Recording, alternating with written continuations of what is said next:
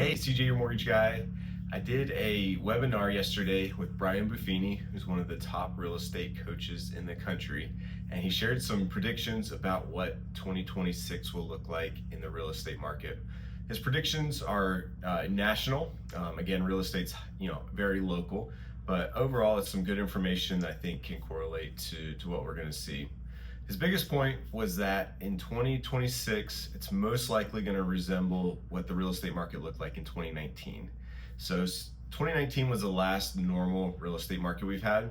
2020 and 2021, because of COVID, because of artificially lowering rates, really caused an uptick in demand and really reduced the inventory drastically, like almost in half of where it was in 2019.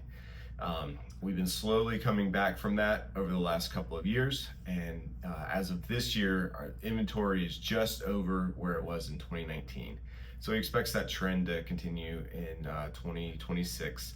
So we'll see a market that's very similar to what it was in 2019 as far as the number of purchases and things like that. The last couple of years have been very artificial as far as the number of purchases because rates had gotten so low.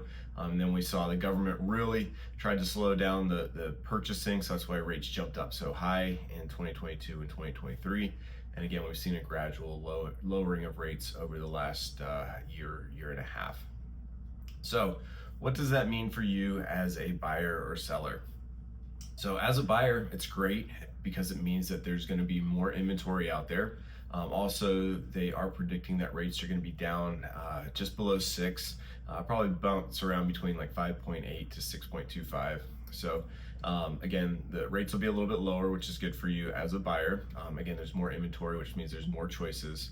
As a seller, keep in mind your house is probably going to sell, but it's probably going to take a little bit longer. We started seeing that this year, that the days on market increased. You're probably not going to get quite as high as you had been in the past, but we are going to continue to see home prices appreciate, expecting somewhere around 4%, which is actually pretty normal and good. So, homes are still going to sell. I know there's a lot of doomsday stuff out there saying, oh man, inventory's up so much and all this stuff, but the reality is inventory went super low in 2020 through 2024. We're just finally getting back to more of a normal inventory. We're about 4.7 months of inventory, which a buyer or seller's market is 6 months or less. So we're definitely still in the seller's market range.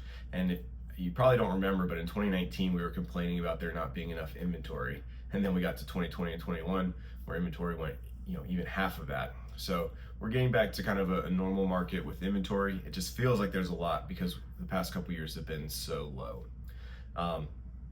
So all that to say, buying a home is still the best way to build wealth. He did some stats. I can't remember off the top of my head what they were, and I should have pulled them before doing this video. But the net worth of somebody that owns a home versus a renter, it's astronomically different. Just because once you purchase a home, you start building equity through the home, and it really increases your net worth. So if you're on the fence about purchasing because you're worried that it's not going to make sense long term because the rates are high or because home prices are high, to me it's a no-brainer. Purchase the home, hang on to it. It's going to long term build equity and build your net worth. If you have any questions or not sure how to get started, feel free to reach out. I'd love to help you with that. Have an awesome day. I'll talk to you soon.